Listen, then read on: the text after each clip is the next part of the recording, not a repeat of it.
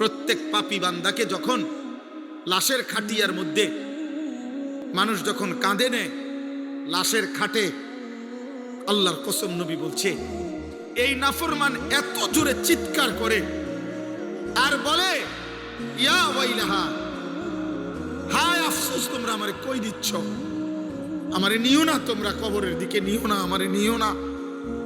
আল্লাহর কসম নবী বলছে যদি একবার পৃথিবীর মানুষ ওই নাফরমানের লাশের খাটিয়ার চিৎকার যদি একবার জীবনে শুনতো,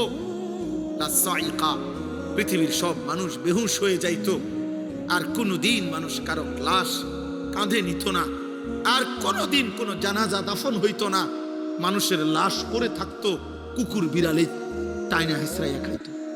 কারণ ও তো এই ভয়ে নিবে না কাঁধে, কারণ যদি এটা চিৎকার মারে। এই জন্য আব্বা আল্লাহ বলেন আমি চাইলে পারতাম, কিন্তু আমি তো চেয়েছিলাম। আমি আল্লাহ ১৬ লাখ নবী রাসূল পাঠাইছি। আমি আল্লাহ ২৩ বছর আমার বন্ধুর রক্ত শরীর ঝাঁঝরা করে দিছি, আমার বন্ধুর কলিজার খুন ঝরাইছি, পিঠে ঝাঁঝরা করেছি তায়েফের রক্তে, উহুদের দান্দান শহীদে, ক্ষুধার কষ্টে পেটে পাথর বাঁধাইয়া, রাত্রি গভীরে চোখের পানি ফেলিয়ে আমি আল্লাহ তাআলা আমার বন্ধুর মাধ্যমে দ্বীন পৌঁছাইছি, আমার কোরআন নাজিল করে দিয়েছি।